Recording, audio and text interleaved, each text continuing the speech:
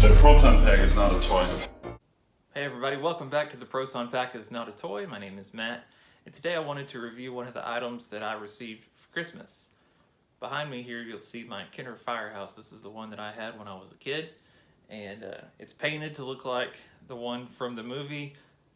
At first I painted my Ecto-1, it was yellow, and so I painted it white, and while I was at it I decided to paint more of the movie details for it. And then I followed up with the Firehouse and painted it to look more like the movie Firehouse as well. A few months ago, I did a review for the new sign that I got that was 3D printed, something that I bought on Etsy. And then for Christmas, one of the things I asked for was some replacement Firehouse doors. If you're like me, when you're a kid, you liked to drive your Ecto-1 through the front doors, and like the intro to the real Ghostbusters, the doors burst open and the car flies out. So when you're 6 years old, that's what you do with your Firehouse, and over time that wears on the hinges. And so mine broke there. This is what it's supposed to look like. This is the only hinge that's broken between the two doors. And so it kind of hangs when you open the doors and sags unless you set it up. The other one's okay, but it's kind of got a little wear on it as well.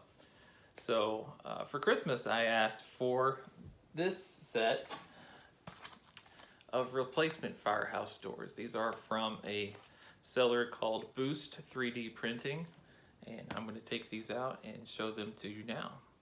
Here's the Kenner doors on the left and the 3D printed doors on the right, and we can already see some of the differences.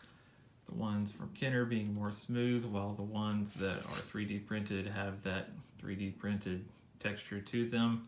But you do see the details like on the door and this section on the top. It's printed as you would expect it to be.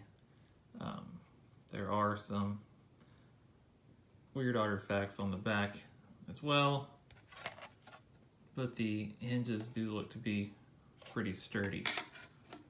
The 3D printed one came with this piece, which I'm assuming is meant to replicate this part on the back of the left door,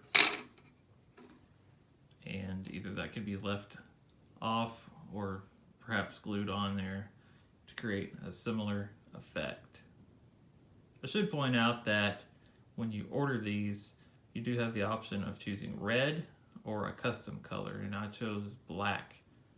Most people are going to be buying these to replace their Kenner Firehouse doors that either were lost or broken, or if you bought a Firehouse that didn't have the doors, then the red is what you'll probably end up getting. I know that the black hides a lot of the little artifacts and details. The red might show up a little bit more when the light hits it. The black is a little bit more forgiving in that nature. As you would expect, installing the doors is pretty easy. It's just like the original Kenner doors. Just push from the front.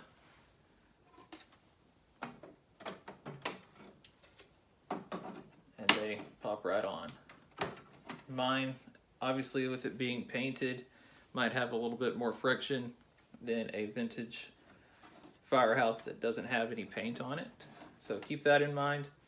And then again, this one came with this extra piece, which I assume goes on the back of this door. That kind of gives a little bit of support. There is a bump right here on the base plate that you have to jump to close the right door. Not having this piece on there leaves the left door free to come open.